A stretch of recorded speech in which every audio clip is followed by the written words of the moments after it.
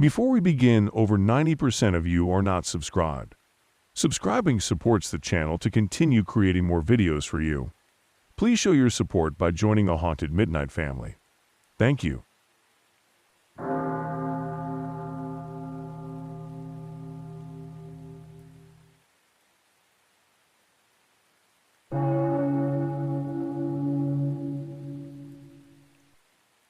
I thought the breakup meant I was finally free from him, that I could move on and reclaim my life. After ending our long-term relationship, I expected nothing more from my ex. Instead, a series of unsettling surprises began to arrive at my doorstep, each one a reminder that I was not as alone as I thought. At first, it was small things: a keychain with a tiny heart charm that I had once laughed about, an old t-shirt he'd worn on one of our early dates, and even a book we had read together that held so many memories. In the beginning, these gifts felt sentimental, like he was trying to rekindle something that had already burned out. I tried to ignore them, telling myself that they were just tokens of a past that I no longer wanted to remember. Over time, however, the gifts became stranger and more invasive. I would come home from work and find a neatly wrapped package waiting for me on the table. One afternoon, I unwrapped a small box to discover a lock of my own hair inside. The hair was long, the same shade as mine, and it was so carefully bound that it looked almost like a macabre bouquet. I felt my stomach churn as I realized that he must have taken it while I was asleep, a secret violation that left me reeling. My mind raced with questions. How could he have done that? When did he come into my home? But every time I tried to follow the trail of these gifts, I only ended up more confused and frightened. Then came the recording. It was an audio file left on my doorstep, without any explanation. I hesitated before playing it, feeling a mix of dread and disbelief. When I finally listened, I heard a snippet of a private conversation we had, one that I had assumed was lost forever. The voices were soft but unmistakable, and the way my ex's voice lingered on my words made my skin crawl. It was as if he was reaching into the past and dragging it into the present, forcing me to relive memories I had desperately tried to leave behind. Each gift was becoming more invasive, more personal, and it was clear that he was escalating his behavior. The final straw came in the form of a handwritten note. It was slipped under my door on a rainy evening, and the words sent a shock through my body. "I miss hearing you breathe." Those 4 simple words carried with them a darkness that I couldn't ignore. It wasn't just a statement of longing. It was a declaration that he was dangerously close, that he knew things about me that no one else could. The note made me realize that his obsession wasn't confined to mere gifts. It was a calculated invasion of my privacy. I began to question everything. Every time I closed my door at night, every creak in the silence of my apartment felt charged with a hidden presence. I tried to rationalize the situation at first, telling myself that I was overreacting or that I was misinterpreting these strange events. But the deeper I delved into the mystery, the more convinced I became that something was terribly wrong. My ex had always been possessive during our relationship, but I had never imagined that his fixation would continue long after the breakup, evolving into something far more sinister. Desperation led me to install security cameras around my apartment.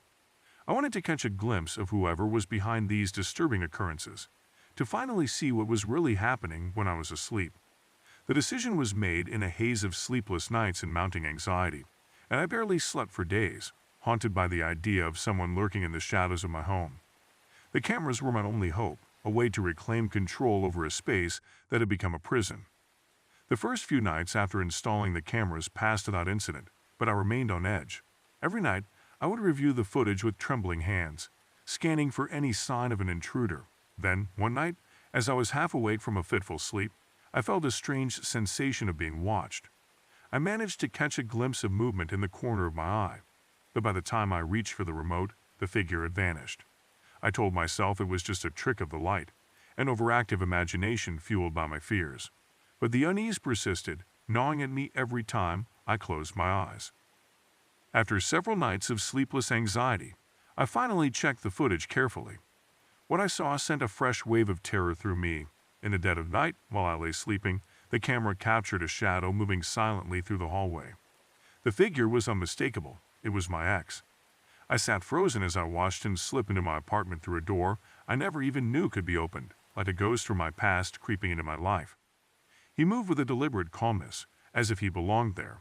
I watched in horror as he made his way from the living room to the bedroom, his eyes scanning the dark space with an intensity that chilled me to the bone.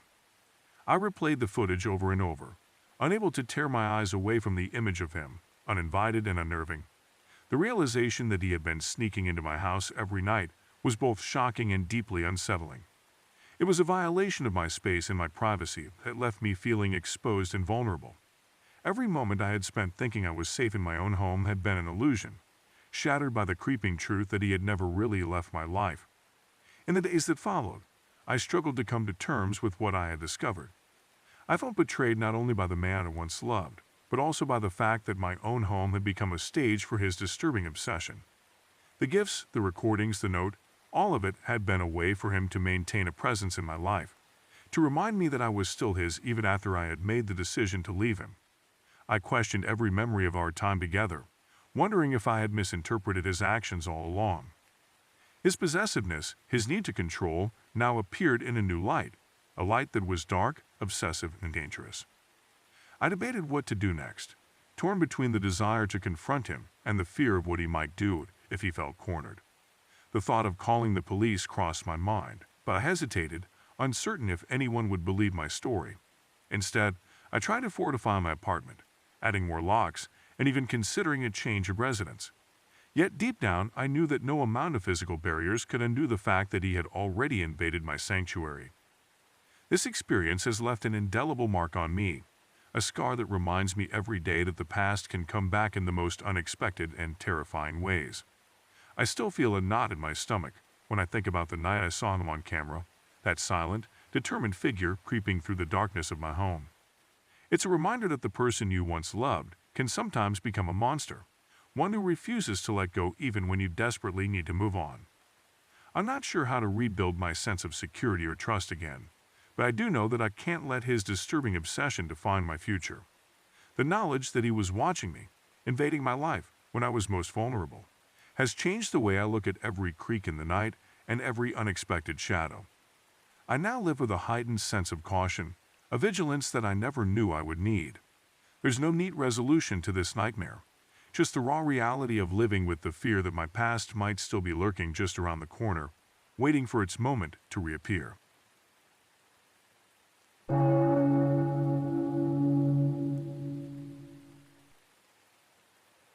Here's a version of your story condensed to 1,000 words while keeping its chilling intensity and depth intact.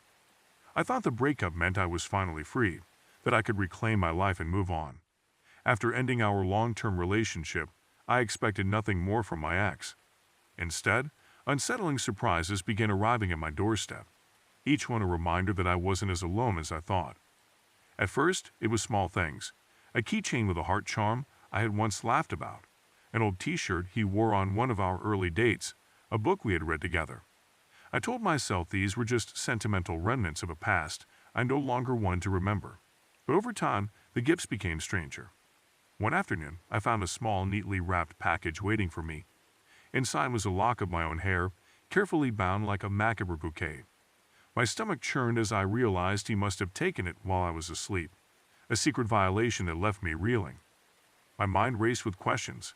How did he do this? When had he been in my home? Then came the recording, an audio file left at my door, without explanation. When I finally played it, I recognized a private conversation we'd had long ago, one I had assumed was lost to time. His voice lingered on my words in a way that made my skin crawl, as if he were pulling me back into something I desperately wanted to leave behind. The final straw came in the form of a handwritten note slipped under my door on a rainy evening. Asterisk, I miss hearing you breath the asterisk. Those 4 words sent a chill through me. They weren't just an expression of longing. They were a declaration that he was too close, that he knew things no one else should. It was the moment I realized his obsession had escalated into something far more sinister. Every time I closed my door at night, every creak in the silence of my apartment felt charged with the possibility of his presence. I tried to rationalize, telling myself I was overreacting, misinterpreting these events. But the deeper I looked, the more convinced I became that something was terribly wrong. My ex had always been possessive, but I had never imagined that his fixation would continue long after the breakup. evolving into a calculated invasion of my privacy. Desperation led me to install security cameras around my apartment. I needed proof, needed to see if my fears were real or if I was losing my mind. The first few nights after setting up the cameras were quiet, but I remained on edge. I reviewed the footage obsessively, scanning for any sign of an intruder. Then, one night, while half asleep, I felt a strange sensation, like I was being watched. I caught a glimpse of movement from the corner of my eye, but by the time I turned, nothing was there. I told myself it was just my paranoia, but the unease stayed with me. After days of sleepless anxiety, I finally checked the footage carefully. What I saw sent a fresh wave of terror through me. In the dead of night, a shadow moved silently through my hallway. My ex? I sat frozen, watching him slip into my apartment through a door I never knew could be opened. He moved with eerie calmness, as if he belonged there. He walked through the living room, his gaze scanning the dark space, and then he entered my bedroom. I watched horrified as he stood there, staring at me while I slept. I replayed the footage over and over, unable to process what I was seeing. He had been sneaking into my home, watching me sleep, and I'd never known. The gifts, the recordings, the note, they weren't just desperate attempts to reach out. They were warnings, signals of his growing obsession. The realization that my own home had been infiltrated shattered any sense of safety I had left. I felt exposed, violated. Every moment I had spent thinking I was safe had been an illusion. The following days I struggled to come to terms with what I had discovered. It wasn't just fear that gripped me, it was a sense of betrayal. I had once loved this person, shared my life with him, trusted him.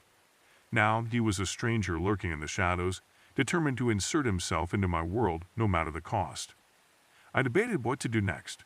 Part of me wanted to confront him, to demand answers.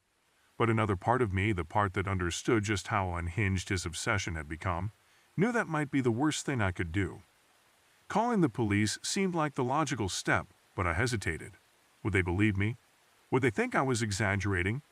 Instead, I fortified my apartment, new locks, extra security measures. I even considered moving, but deep down, I knew that no amount of barriers could undo the damage already done. The knowledge that he had been inside my home, that he had been watching me, wasn't something I could erase. This experience has left an indelible mark on me. I no longer look at my surroundings the same way. Every creak in the floorboards, every shadow in the corner of my vision, fills me with a deep unease. The night I saw him on camera plays on a loop in my mind, a silent horror film that I can't turn off. I used to believe that when a relationship ended, people moved on. But I've learned that sometimes people don't let go. Sometimes obsession festers, growing into something darker, something dangerous. I don't know how to rebuild my sense of security. I don't know if I will ever sleep soundly again. But I do know one thing. I refuse to let his obsession define my future. The fear he left behind may never fully fade, but I will not let it consume me. This isn't a story with a neat resolution. There's no perfect closure, no moral lesson wrapped in a bow. It's simply the raw truth of how the past can creep back into your life in the most terrifying ways. I survived, but I will never be the same. And even now, as I try to reclaim my life, a part of me still wonders, is he out there, watching?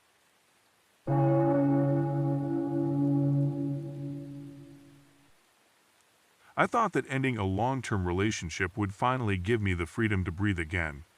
I believed I was stepping into a new chapter of my life, one filled with fresh starts and new memories. I was wrong. It started innocently enough. Shortly after the breakup, small packages began arriving in the mail. At first, they were sentimental. A keychain with a tiny heart charm, an old t-shirt he wore on lazy weekends, a book we once read together on rainy afternoons. I told myself these were just remnants of a past I had left behind.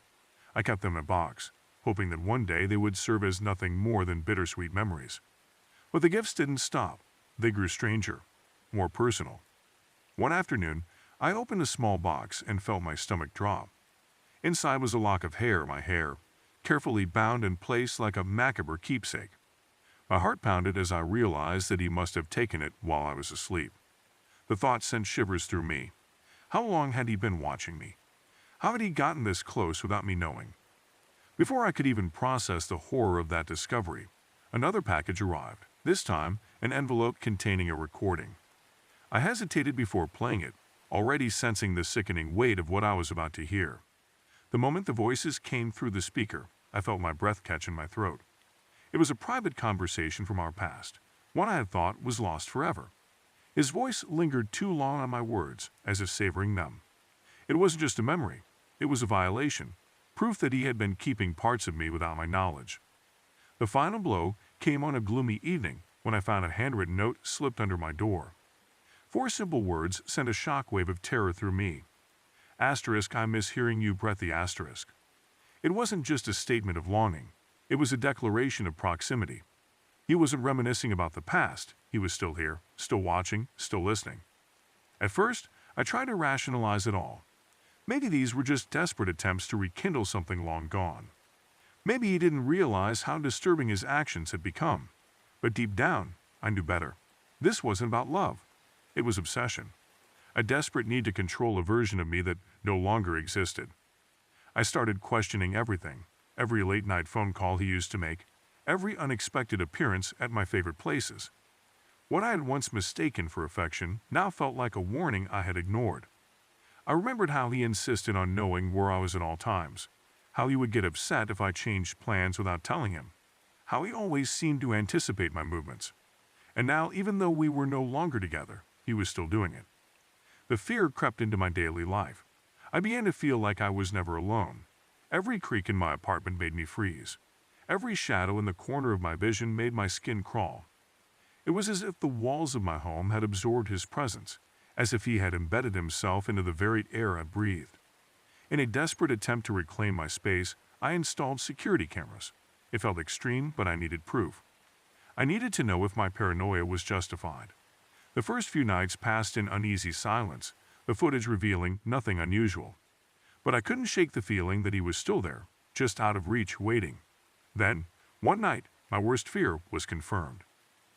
I was reviewing the footage when I saw it, a shadow moving through my hallway.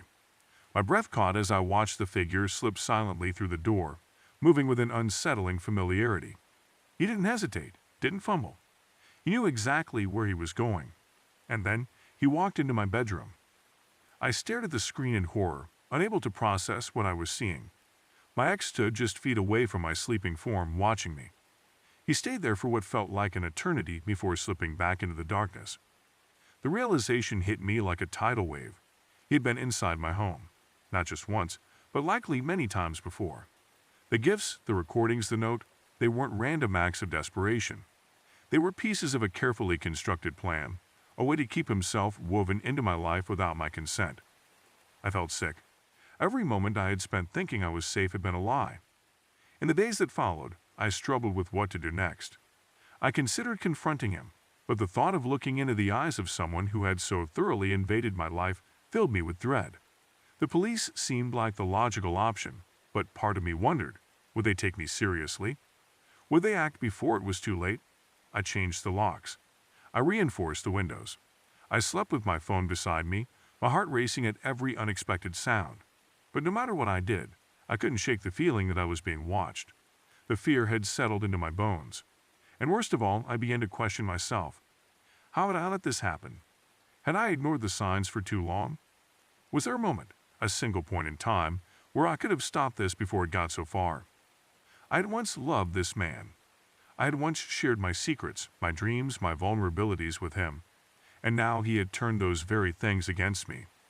The days blurred into weeks, and though I tried to return to some sense of normalcy, I knew that nothing would ever truly feel normal again.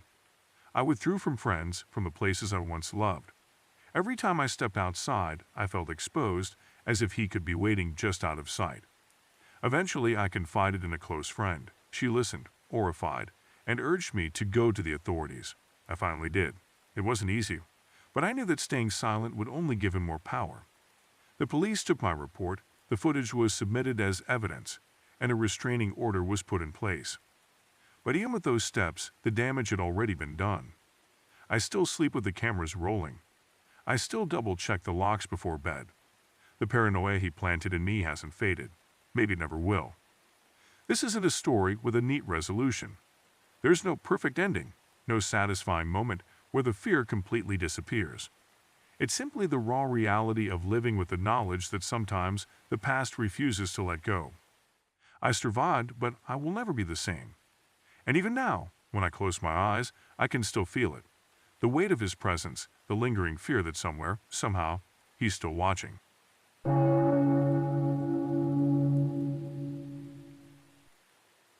I never imagined that cutting her out of my life would lead to something so bizarre and disturbing. I had ended things with her in a decisive moment. I blocked her on every platform, hoping that severing all ties would help me move on. She was unstable, and after a long time of dealing with her erratic behavior and explosive mood swings, I felt a strange mix of relief and lingering guilt. I wanted to believe that once I put her behind me, life would return to normal. I was wrong. A few weeks passed in what I thought was a peaceful recovery period. I was slowly getting back into my routine, hanging out with friends, focusing on work, and enjoying the freedom of being unattached. That all came crashing down when I started receiving angry messages from everyone I knew. At first, it was just vague texts from friends saying things like, "What's going on with you?" Or "Why are you acting so strange?" I figured maybe I'd said something off, or there was some misunderstanding. But then my phone started buzzing with emails and messages from family members and coworkers. Messages that weren't from me, but were written in my name, saying things that were bizarre and offensive. It took me a moment to piece it together. Someone was impersonating me online. I couldn't fathom how it was possible, until I discovered that the messages, the posts, and even the emails were all coming from accounts that looked exactly like mine. My heart pounded as I scrolled through thread after thread of complaints, confused apologies and outright insults coming from people who thought I was the one behind them. I'd been careful. Blocking her was supposed to be enough, but apparently, my ex was more determined than I could ever imagine. At first, the impersonation was subtle. It started with small, offhand remarks that were clearly out of character. I had a few friends tell me that I'd made weird, inappropriate jokes that I would never say, or that I'd sent angry, cryptic emails to coworkers. I tried to explain that it wasn't me, that someone was using my accounts, but the evidence kept piling up. Social media posts, emails, even text messages. I was being hijacked in every digital corner of my life. The realization slowly dawned on me. She had somehow managed to create a fake version of me. She was posting photos, crafting messages in my tone, and even convincing some people that I had left town for good. It was like living a nightmare where the face I saw in every notification wasn't mine. I spent hours combing through my accounts, trying to figure out how she had managed to pull this off. I changed passwords, enabled two-factor authentication, and contacted support for every platform I used. But every time I thought I was a step ahead, I'd find a new message or post that she had planted. It wasn't just random trolling, it was calculated. There was a disturbing precision to it, like she was meticulously orchestrating her revenge. Every detail of our past relationship was twisted into her narrative, designed to paint me as someone unrecognizable and dangerous. Then came the moment that shattered whatever remaining semblance of control I thought I had. One morning, I woke up to find a post on my primary social media account, a post that in all its chilling finality announced my own suicide. I stared at the screen in disbelief, my mind reeling from the shock. The post was written as if I had written it myself, in a tone that was deeply personal and heart-wrenching. It included details that only someone who knew me well would mention, and it was posted at a time when I was clearly asleep. The implications were horrifying. She wasn't just content with embarrassing me or causing chaos. She was planning something far more sinister. That post was meant to convince the world that I was dead. My phone was flooded with messages from friends and family, all expressing their grief, shock, and disbelief. They called my work, sent texts, and even reached out to my emergency contacts. It was all too much, and in the midst of it, I was forced to confront the reality that my ex had gone to unfathomable lengths to rewrite my life story. I realized that her plan wasn't over. She was setting the stage for a dramatic return as the grieving ex, the one who had lost her lover, the one who had been wronged by a society that had failed to appreciate her sorrow. She was planning to reclaim my identity, not for love, but to control the narrative and perhaps to live vicariously through the attention and sympathy that would inevitably follow. I was desperate to regain control of my own life. I reached out to law enforcement, explaining the bizarre series of events and providing them with evidence of the impersonation. But even as I tried to secure my digital life, I couldn't shake the feeling of being watched.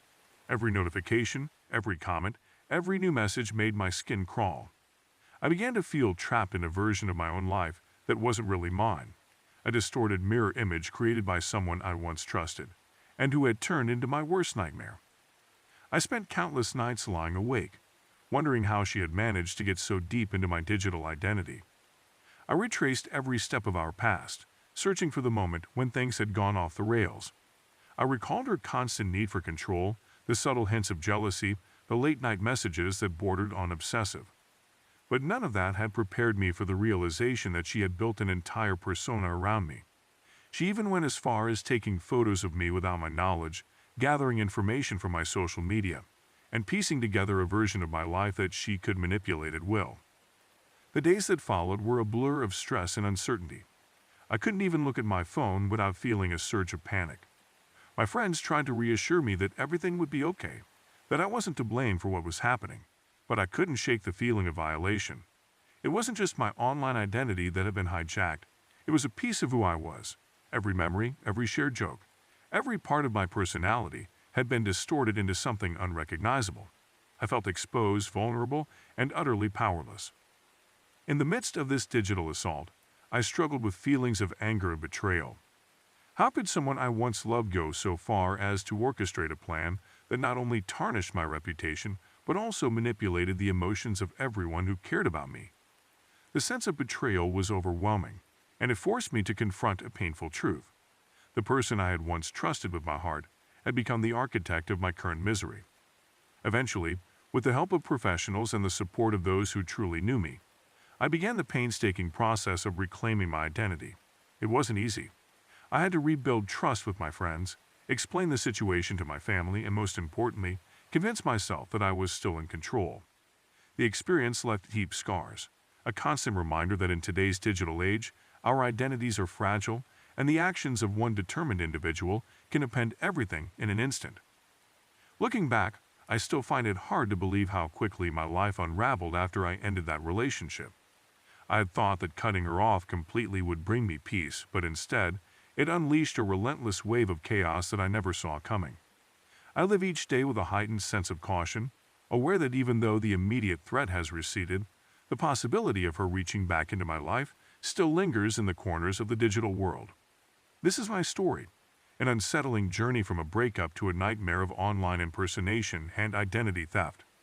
There's no neat conclusion or moral to take away from it, just the stark realization that sometimes the end of a relationship can be the beginning of a new kind of terror.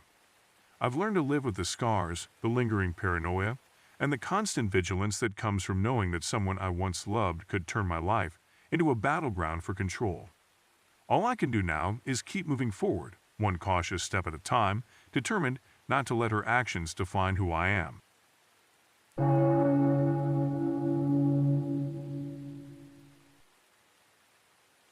I never imagined that a breakup could leave behind such a twisted aftermath. Months had passed since we ended things, and I was slowly piecing together my life, trying to forget the chaos of our toxic relationship. Then, one day, out of the blue, I got a message from her, my ex-girlfriend, telling me she was pregnant. I was stunned. We had been apart for so long that the idea of a future together was completely off the table.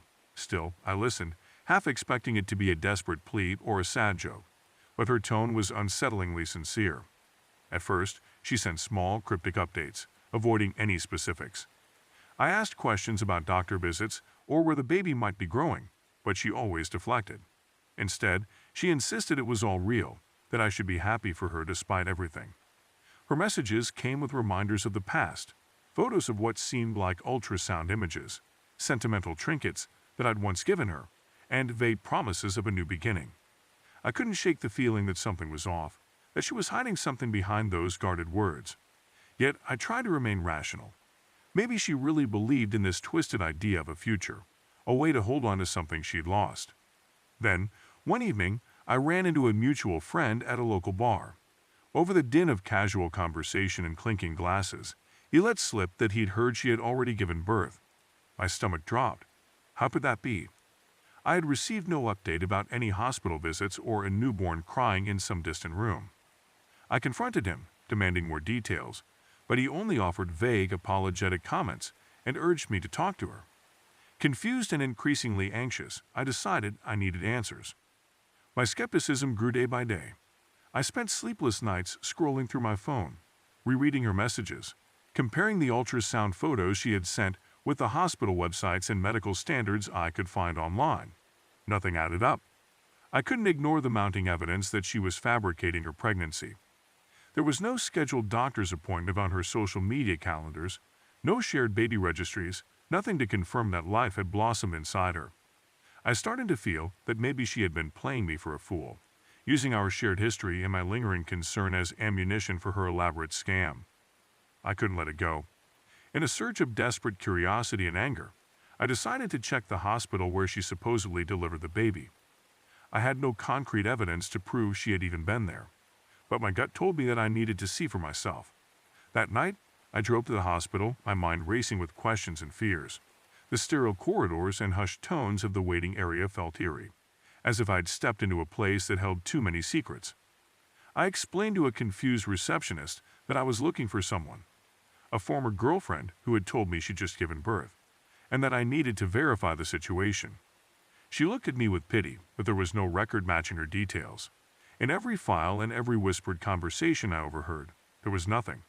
No baby, no birth, nothing that could confirm her wild claims. Walking back to my car, I was overwhelmed by a sense of dread and betrayal. I realized that she had never given birth.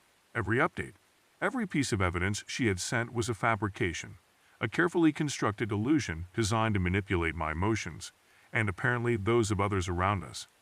Yet, as I struggled to make sense of the deception, another horrifying possibility began to emerge from the darkness of my thoughts. I started to recall small, almost unnoticeable details from our past. A conversation about her dreams of having a baby, her strange, almost obsessive fixation on the idea, and the offhand remarks she'd made about wanting to fix what was broken in her life. The pieces started to fit together into a picture more disturbing than I had ever imagined. After confronting her, I demanded to know why she had lied. In a calm, almost eerily detached manner, she looked at me and said, "It's not a lie. I just needed more time to make it real." Her voice was emotionless, devoid of the remorse or vulnerability I had expected.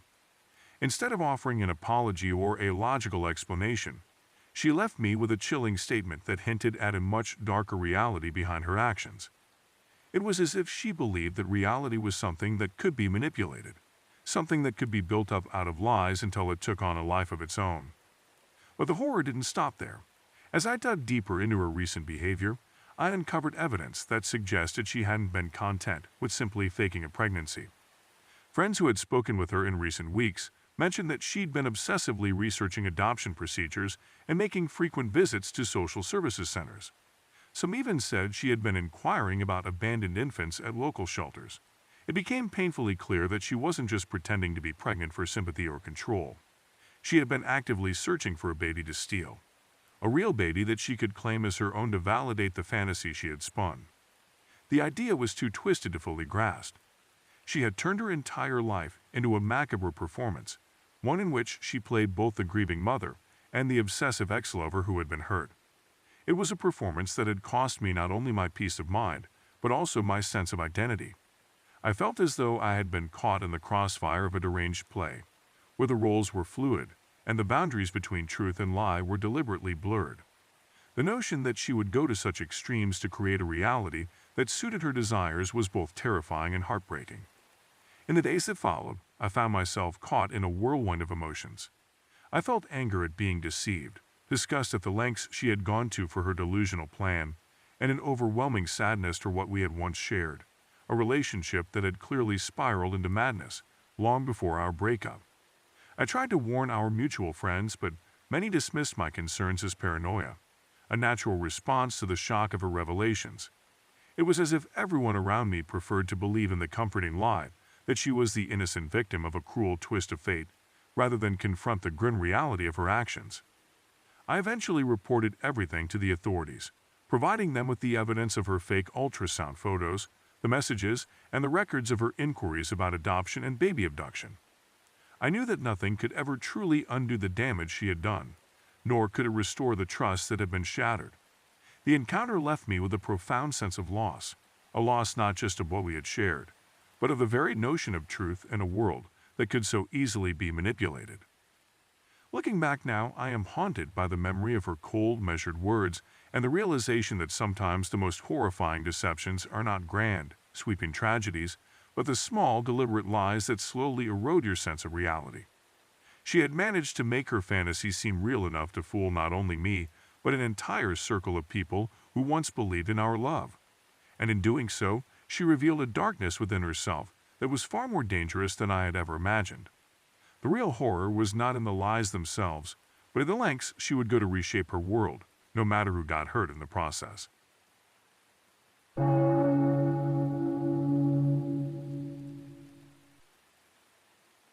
I never expected that moving into my new apartment would bring me anything other than a fresh start. After the messy breakup and the chaos of my past relationship, I craved nothing more than a clean slate. My new space was meant to be a sanctuary, somewhere I could finally breathe without looking over my shoulder. My housewarming party was supposed to mark the beginning of that new life, a small gathering with close friends to help me feel at home again. And for a few weeks, it seemed like everything was going according to plan. But then, the little things started happening. At first, they were so minor that I almost didn't notice them. A half-drunk glass of water on the counter in the morning, even though I had cleared the kitchen the night before. The toilet seat left up, despite living alone and always making sure it was down. I dismissed them as simple lapses in memory, small quirks of adjusting to a new place. But the incidents didn't stop. They became harder to explain. I started finding clothes in my room that weren't mine, a crumpled hoodie at the foot of my bed, a scarf draped over the back of a chair. Items I knew I didn't own, but ones that seemed vaguely familiar, like echoes of a past I had tried to erase. Some nights, I swore I could feel the air in the apartment change, as if someone had been there moments before. I'd find my bedspread slightly rumpled, drawers partially open, as if someone had sifted through them while I was out. At first, I questioned my own sanity, chalking it up to stress or exhaustion. But the unease in my gut was persistent, a warning that I couldn't ignore. The turning point came on a night when exhaustion finally overtook me, pulling me into a deep, restless sleep. Sometime in the middle of the night, I woke suddenly, awakened by something strange, something wrong. It was a sound. A slow, deliberate breathing. At first, I thought it was my own, still heavy from sleep. But as I lay still listening, my blood ran cold. The sound wasn't coming from me. It was coming from the closet. I froze, my pulse hammering so loudly I could hear it in my ears. The breathing was soft but rhythmic, unmistakably human. My fingers trembled as I reached for the light switch, my mind racing through every logical explanation, none of which made sense. When the light flicked on, the room was exactly as I had left it. The closet door was closed. Everything was in place. But the sound had been real. In the harsh glow of the overhead light, I sat motionless, trying to convince myself that it had been a dream, that I had imagined it, but deep down I knew I hadn't. And then I remembered the housewarming party. That night had been the first time I'd felt truly free since the breakup, surrounded by friends, laughing, drinking, celebrating. But there had been one person whose presence had unsettled me, my ex. He wasn't supposed to be there, but he had shown up anyway, slipping in through a mutual friend's invitation. I had ignored him, dismissing his presence as a pathetic attempt to linger in my life. He had stayed quiet, watching from the edges of the room, blending into the background like a forgotten ghost. Had he ever actually left? The realization made my skin crawl. The missing objects, the rearranged furniture, the unshakable feeling of being watched. It all clicked into place. My ex hadn't just been lurking in my thoughts. He had been lurking in my home. I told myself it was impossible. He didn't have a key, and I had taken every precaution to make sure he couldn't track me. My apartment was supposed to be a fresh start, untainted by the past. But deep down, I couldn't ignore the feeling that I wasn't alone. Desperation drove me to start checking every hidden corner of my home. The attic, the crawl spaces, the gaps behind furniture where someone could slip out of sight. My paranoia grew until I found myself standing in front of my closet door one night, hand hovering over the knob, too afraid to turn it. What if he was in there? The thought nearly paralyzed me, but I forced myself to move. I flung the door open, half expecting to come face to face with him, but there was nothing, just empty shelves and hanging clothes swaying slightly, as if disturbed only moments ago. I installed security cameras the very next day. For a while, they recorded nothing. I checked the footage religiously, obsessively, waiting for the proof that would either confirm or dispel my worst fears. But the days passed in eerie stillness, leaving me to wonder if I had truly lost my grip on reality. Until one night, I finally saw him. It was around 3 a.m. when the camera in the hallway picked up movement, a shadow slipping silently from the closet, a figure standing, motionless, watching the hallway as if listening for signs of life. My ex. I watched in horror as the figure moved through my apartment with quiet familiarity, disappearing into the attic crawl space where I had never thought to look. My breath came in shallow gasps as the footage confirmed what I had feared all along. He had never really left. He had been here, living in my home, slipping out only when I was asleep or away. The signs had been there all along. I had just been too afraid to see them. I called the police, my hands shaking as I explained everything. The gifts that had appeared out of nowhere, the misplaced objects, the chilling sound of breathing in the night. When they arrived, they searched the attic space thoroughly. They found a makeshift sleeping area. Blankets, food wrappers, a few personal belongings. Proof that he had been living there, undetected, for weeks. The officers assured me that he would be dealt with, that he wouldn't be able to return. But even as I nodded, relief was the last thing I felt. The fear had burrowed too deep, the damage already done. I had spent weeks living with a ghost from my past, unknowingly sharing my space with someone I had once trusted. The knowledge of that violation wouldn't disappear just because he was gone. Even now, long after the incident, I find myself checking my locks multiple times before bed. The security cameras remain, their red recording lights a constant reminder of how easily safety can be an illusion. Every noise in the night makes my pulse spike. Every shadow in the corner of my eye makes my stomach twist. I had wanted a fresh start, but instead I learned that the past doesn't always stay behind. Sometimes it follows you. Sometimes it waits in the dark, just beyond the closet door, listening to the sound of you breathing.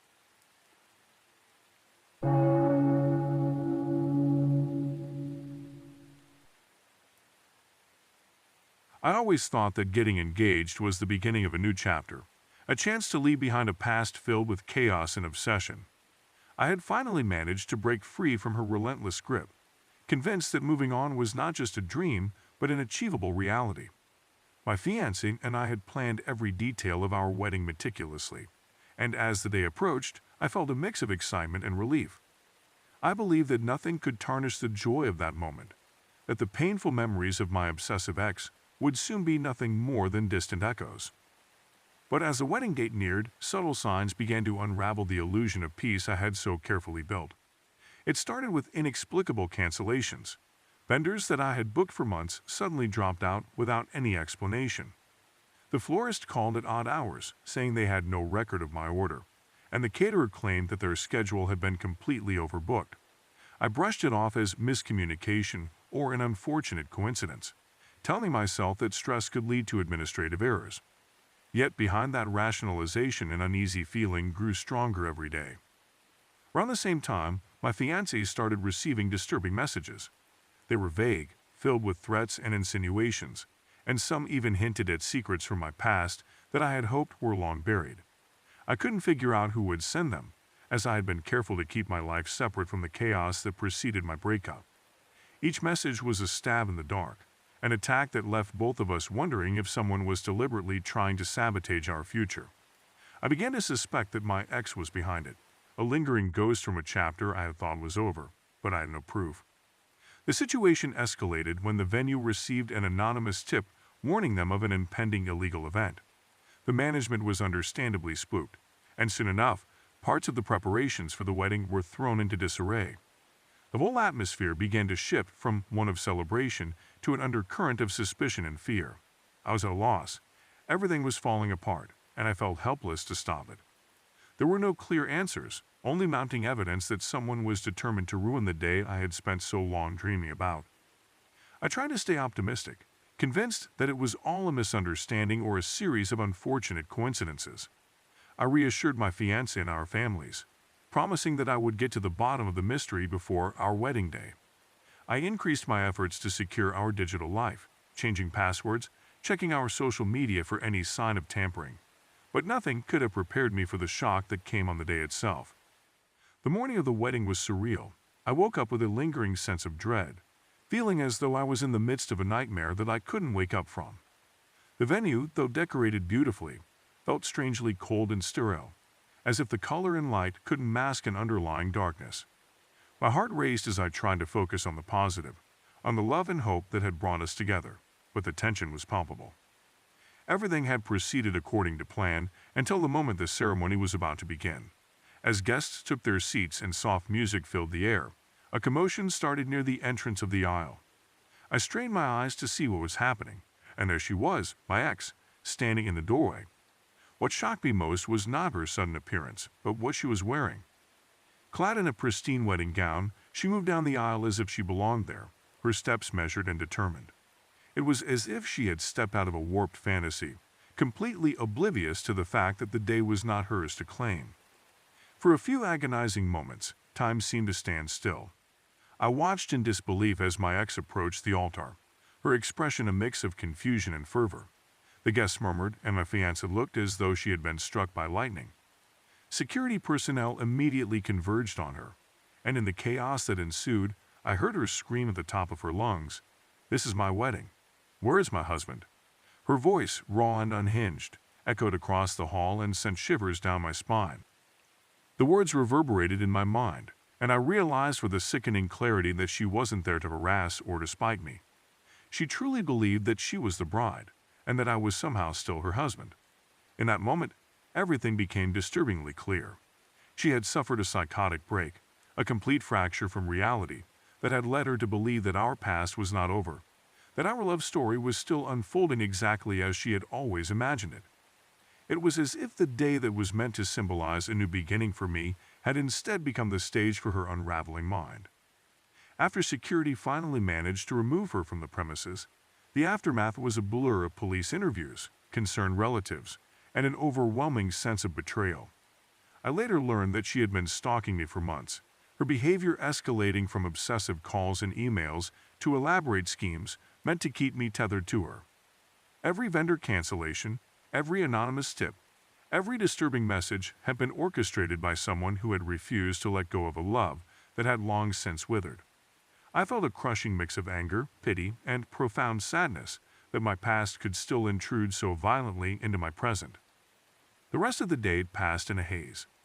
I managed to go through the ceremony, though every moment was haunted by the memory of her misplaced presence. I watched my fiancé and our loved ones share the joy of our union, but deep inside I felt a void, a dark reminder that some ghosts never truly leave us. I realized that moving on wasn't as simple as just starting a new chapter. Sometimes the pages of your past are marked with scars that refuse to fade, no matter how much you try to erase them. In the days that followed, I struggled with the aftermath. I questioned how someone could be so detached from reality that they would believe they were entitled to a life that wasn't theirs, and I wondered if I had done anything to push her further into the abyss. I sought help and advice, determined not to let her actions define my future or undermine the love that had brought me to this new phase of my life.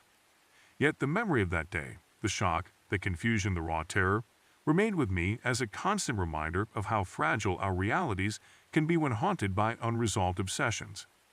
Even now, as I reflect on that surreal day, I realize that the true horror was not in the sabotage or in the cancellation of plans, but in the relentless grip of a mind that could not let go of the past.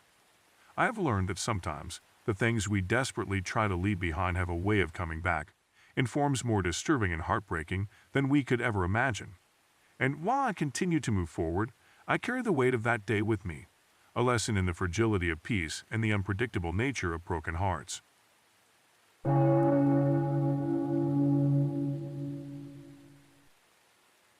Here's your story refined and kept within the 1,000-word range while maintaining its unsettling atmosphere.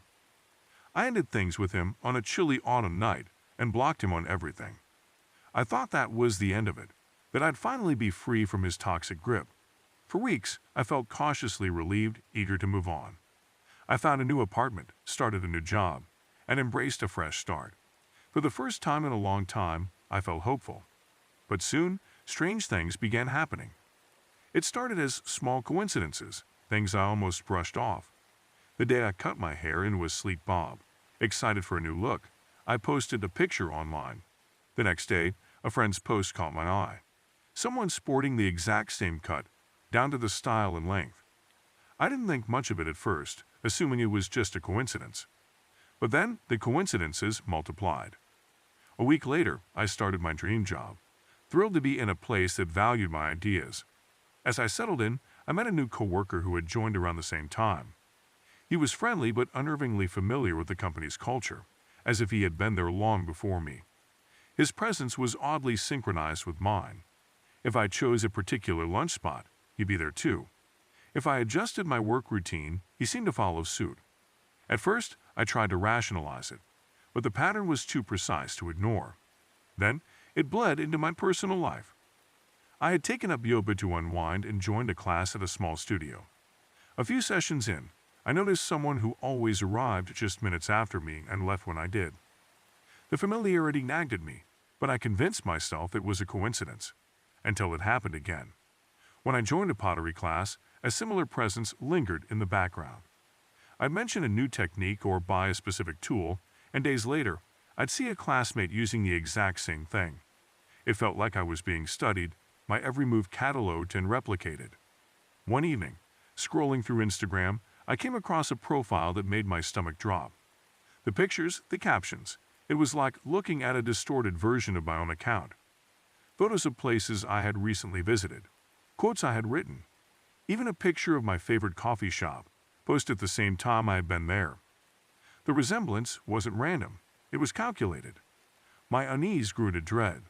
Every small change I made, switching up my wardrobe, trying a new cafe, altering my routine, would soon appear somewhere else. Someone was mirroring me. It wasn't just about following me, it was about becoming me. Then I saw him. At first, it was fleeting, a glimpse at a cafe, a familiar silhouette disappearing into a crowd. But it happened too often to be a trick of the eye. He was everywhere, watching, waiting, never confronting me but always nearby. The most disturbing moment came at an art exhibit featuring local photographers. I wandered through the gallery, admiring the work, until I stopped in front of a series of portraits that felt unsettling. The angles, the lighting, the expressions, they'd all felt eerily familiar. It took me a moment to understand. They looked like me. A photographer later mentioned that the images had been commissioned by someone who had wanted to capture a certain essence. My blood ran cold. I started keeping track of every instance of mimicry. I documented screenshots, saved posts, noted every strange encounter. The deeper I dug, the clearer the pattern became. Someone wasn't just watching me. They were erasing themselves and replacing their identity with mine. It all pointed to one person, my ex. I had blocked him on everything, cut off all contact, but he had found a way to linger, to slip back into my life in a way that was even more invasive than before. He wasn't trying to get back together. He wasn't begging for my attention. He was trying to asterisk me. It wasn't just about revenge. It was about control, about making sure that, even though I had moved on, he could still exist within the life I had built. It was as if, by copying me, he could erase the past, rewrite himself into my existence in a way that I couldn't stop. The realization shattered any sense of security I had left. I started looking over my shoulder constantly. Every stranger with a phone in their hand made me wonder if they were documenting me, tracking me for him. I changed passwords, deactivated accounts, scrubbed my digital footprint. I even considered changing my name, moving somewhere far away. But it didn't stop. Every time I distanced myself, he adapted. If I abandoned a certain hobby, he picked up a new one, eerily similar to the next thing I was interested in. If I switched up my schedule, he adjusted. It was as if he had burrowed into the very structure of my identity, refusing to let go. The final straw came when I received a package in the mail. Inside was a piece of clothing, a sweater I had worn years ago and thought I had lost, and with it, a note. Asterisk, you've always looked good in this. Asterisk. I felt sick. I knew then that this would never stop unless I took action. I sought legal help, filed a report, and consulted with a cybersecurity expert. I fortified my accounts, tightened my privacy, and cut ties with any mutual connections that might have been feeding him information. But the truth is, even with all of that, I don't feel safe. because I know he's still out there. I still check my reflection in the mirror, wondering if somewhere he's doing the same. I still hesitate before posting anything, knowing that whatever I share might be echoed back at me. Every new interest, every new place I visit, every subtle shift in my life, I wonder if he's waiting, poised to mimic my next move.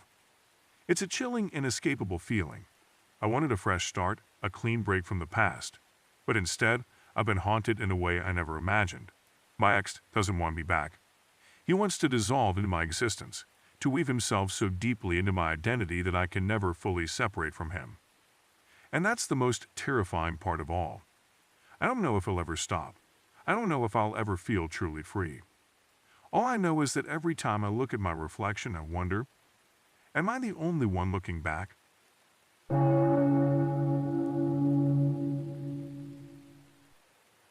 I never thought I'd be dragged back into that nightmare.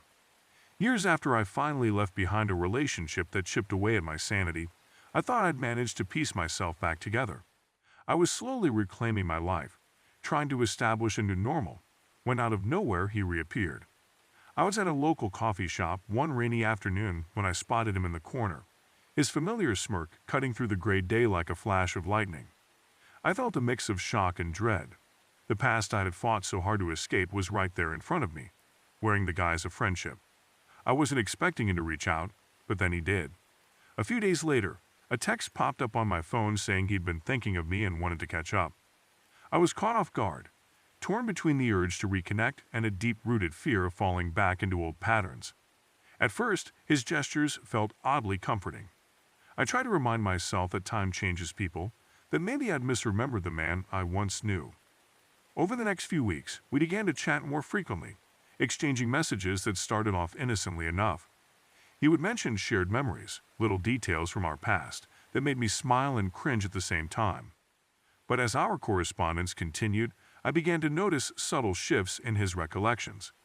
There were small things, minor inconsistencies, that didn't add up with my own memories. I brushed them off at first, attributing them to the passage of time. But soon those discrepancies started to pile up. I found myself questioning even the most mundane details of my own past. I recalled certain moments with a clarity that now felt undercut by his alternate version of events. It wasn't like he was screaming for attention with overt lies. He was too smooth, too calculated. Each new text or casual comment was a carefully placed seed of doubt that slowly began to erode my confidence in my own recollections. I started to feel like I was slipping into a fog of confusion, where nothing seemed certain anymore. I began jotting down notes in a journal, trying to keep track of what I remembered versus what he was telling me, hoping that eventually the truth would surface. Instead, it only made me more paranoid. I remember one afternoon clearly. I was walking in the park, trying to clear my head, when I suddenly stopped dead in my tracks. A conversation we had long ago, something trivial at the time, had been described by him in a way that made me question if I'd even experienced it at all. The memory was jumbled, and I was left wondering whether I was losing my grip on reality. I felt as if someone was sneaking into my mind at night, rearranging the pieces of my past like a malicious editor. I couldn't shake the feeling that he was doing this on purpose, weaving a narrative where my own memories were less reliable than his version of events. As the weeks turned into months, the psychological toll became unbearable. I started to feel isolated, not just from friends and family, but from my own sense of self. His carefully orchestrated actions weren't overtly aggressive. They were like whispers in a dark room, quietly undermining every thought I had about who I was and what had happened. I felt betrayed not only by him, but by my own mind, which was now a battleground of conflicting memories. Every time I thought I had a firm grasp on the truth, he would drop another detail that made me doubt everything. My reality was morphing into something unrecognizable, and I felt powerless to stop it. The more he pushed, the more vulnerable I became. I started avoiding certain places, certain conversations that might trigger another wave of confusion. I was constantly on edge, feeling as if I was being followed by the ghost of our past, a specter that I couldn't quite shake off. I could tell that his ultimate goal was to dismantle the fragile piece I had worked so hard to build. His reinsertion into my life wasn't a chance encounter. It was a deliberate, calculated move. I eventually realized that every seemingly kind gesture was laced with ulterior motives. What had once been a beacon of hope, a chance at reconciliation, and become a trap from which there was no easy escape. It wasn't just my memories that were under siege. I began noticing that even the people close to me started recounting our shared past in ways that mirrored his twisted version. Friends who I knew had witnessed parts of our history started to express doubts that I had long dismissed. I felt isolated in a way I hadn't before, as if my entire support system was being slowly contaminated by his presence. I remember sitting in my favorite armchair late one night, feeling completely alone despite the people around me. My mind was racing with questions, each one gnawing at my sense of reality. I couldn't trust the recollections of my own experiences, and that was the worst part of it all. I tried to fight back in small ways, setting boundaries and limiting our interactions, but he seemed to know exactly how to slip through the cracks. Every attempt to reassert control over my own narrative was met with another wave of subtle manipulations. The process was exhausting. I found myself drifting between moments of clarity and overwhelming confusion, never quite sure when the next twist in our shared past would hit me like a ton of bricks. I began to feel as though I was living in a parallel universe, one where the person I thought I knew was merely a facade for a far more disturbing reality. Looking back now, it's impossible not to see how meticulously he had planned every move. I was so desperate for a semblance of normalcy that I hadn't noticed the slow, creeping invasion of doubt until it was almost too late. The feeling of being manipulated, of having my mind played with like a marionette, left a deep scar that I'm still trying to heal. The experience was less about the specific events and more about the steady erosion of trust in my own perceptions. It wasn't the dramatic outbursts or overtly aggressive actions that got to me. It was the relentless, underhanded undermining of my entire sense of self. Now as I write this, I realize that there's no tidy conclusion or neat lesson to be learned from it all. The scars remain, and the damage done to my trust in my own memories is something I carry every day. I'm still left with the unsettling knowledge that someone I once cared about could twist my reality, so thoroughly that I could no longer tell what was real. I'm sharing this account not as a warning, but as a raw recounting of how a life can be appended by someone who once meant the world to you. My journey is far from over, and every day is a struggle to rebuild what was taken away piece by piece. There's no silver lining here, no final epiphany that makes it all worthwhile.